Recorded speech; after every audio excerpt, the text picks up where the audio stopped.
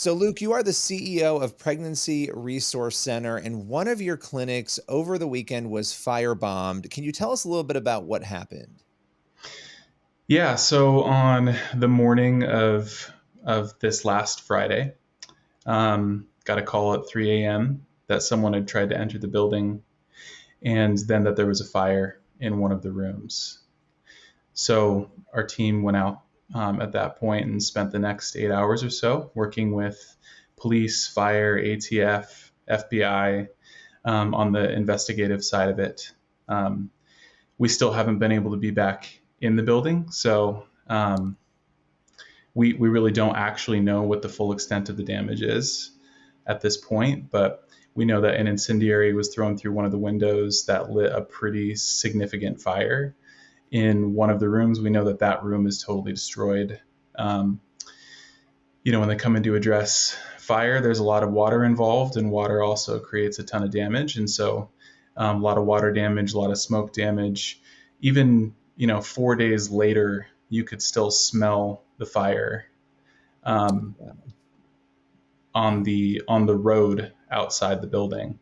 So yeah, so we know that the damage is pretty significant, and that it's going to take us a while to get things back to where they need to be. What was going through your mind when you first got that phone call? This has been a season where I think we're all a bit keyed up and expecting things to happen. So I think my first reaction was like, here we go. And immediately followed by a lot of, yeah, it's disturbing. It's upsetting. It compromises a sense of safety, especially for our staff. So I immediately go to thinking about all of our folks who are working on the ground, how they're going to be processing and feeling about such a violent act being directed towards them. I think that feeling of hate in a really concentrated way like that, especially hate that's so clearly based in a misunderstanding about who you are and what you do, and something that really is, just there's just an active deception about who we are, and so that kind of feeling of having, like I said, really really kind of concentrated violence directed towards you is just really unsettling on a lot of levels. And it's the Yeah. second time that it happened in the course of a 6 week period. And so for those who experienced the first act of vandalism at our Southeast Center um, back in May, their reaction was actually uh, you know um, much more emotional than the reaction of the people who exp- were at the center where the fire was experienced initially, because it was kind of like there's just a lot of there's trauma from Yeah. it. So Well, so a it's lot of scary. feelings.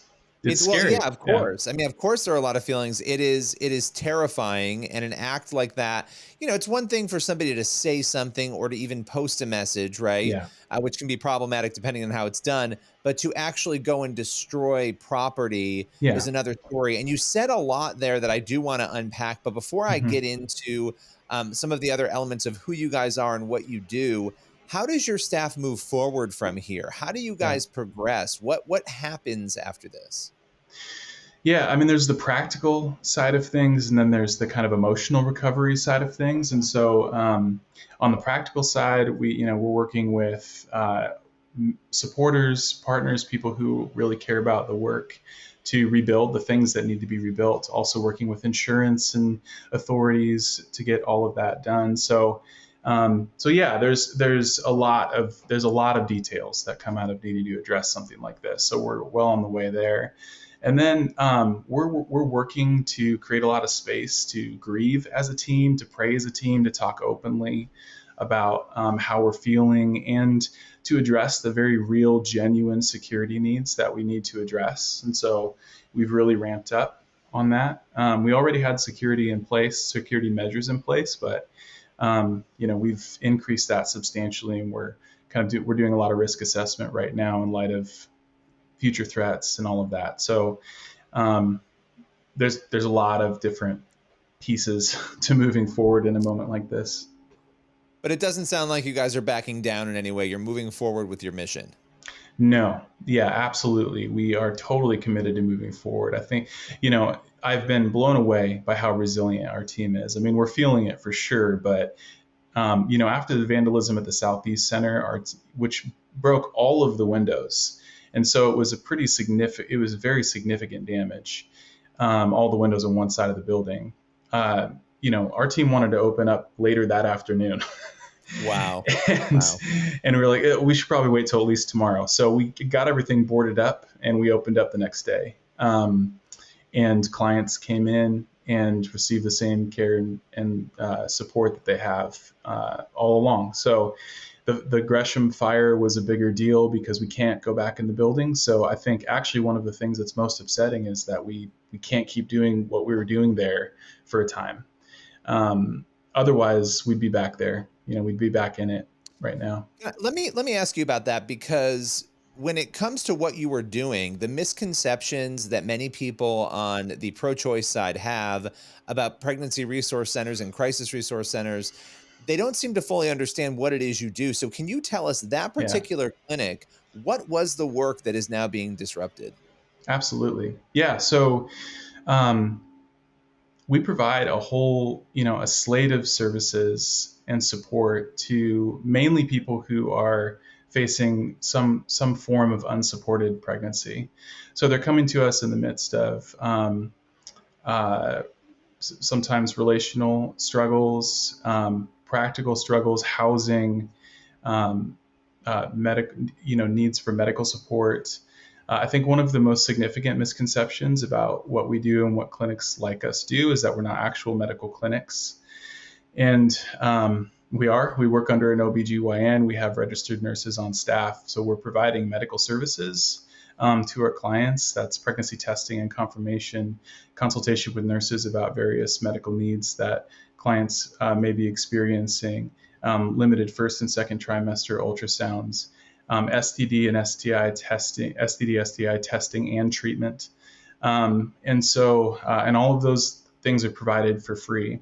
Alongside that, every time someone comes into one of our centers, they're connecting with a person who stays with them throughout that whole process. That is an advocate for them who is helping connect them to the social services that they may need to get connected to. If they need housing, they're getting connected to housing.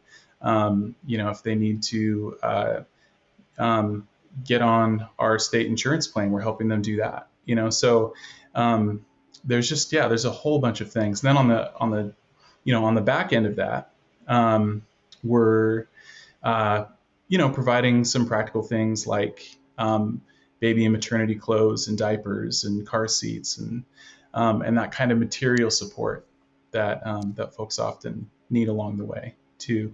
We find that one of the most significant things, and this is what clients consistently tell us, is that it's really being able to talk to somebody, to connect with someone on a deep level and have conversations that you're not having everywhere and with everyone in the midst of often challenging situations.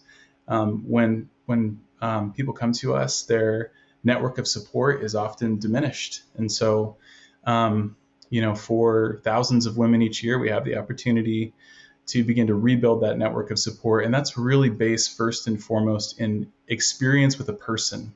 It's an embodied kind of support. So yeah, we're providing a lot of services, but it's connection with a person who cares about you. And that's really Yeah. what the work is all about. Well, and it sounds like you are providing a lot of services. I think there are people on the pro-choice side who would be surprised to hear that, based on some of the things that are out there that are not accurate about organizations like yours. How do you feel about the way that, I mean, there have been a string of these now. I know in some of the initial coverage, it was said that you were the fourth clinic to have this happen, but there is now a Yeah. list of churches and pregnancy resource centers that have been attacked or had messages be placed on them over the past month and a half, 2 months. Do you feel like this issue, I'm just curious from your perspective, being in the center of it, is getting the appropriate attention that it should be in the media? I mean, the short answer to that is no. I mean, I don't think that there's appropriate attention being paid to especially as it escalates. And there are groups out there who are actively escalating, and publicly communicating about that escalation. And so I think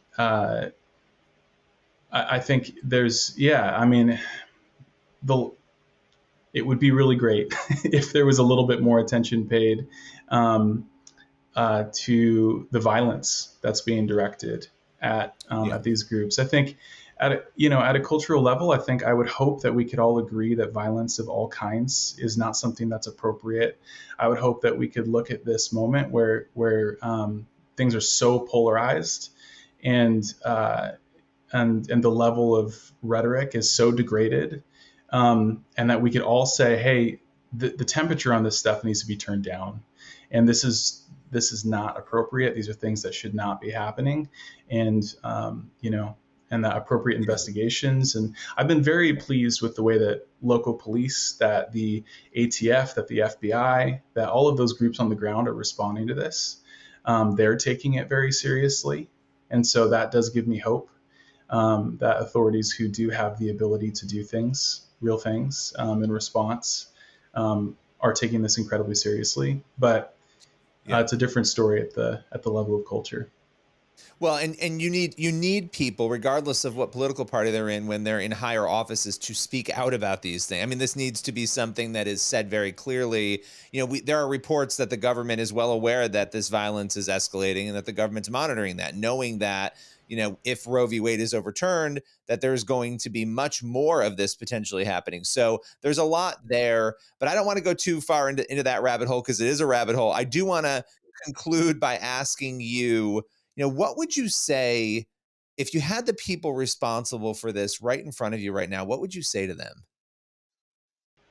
In this, in responding to all of this, our heart has been, um, that the hearts of the people who are perpetrating this stuff, um, would be softened. And so, you know, I guess first and foremost, that would be an expression of like, I love the people, um, and want to see good, for them, and so, like, engaging in hate is destructive to the soul, and so I guess that would be my call, would be to say, hey, this is not, yeah, like, this is not good for the soul. Um, yeah, Absolutely. Absolutely. Well, Luke, thank you so much for taking the time. I know you guys are dealing with a lot right now, and talking with us today, and we'll be keeping on top of this story. Appreciate it. yeah.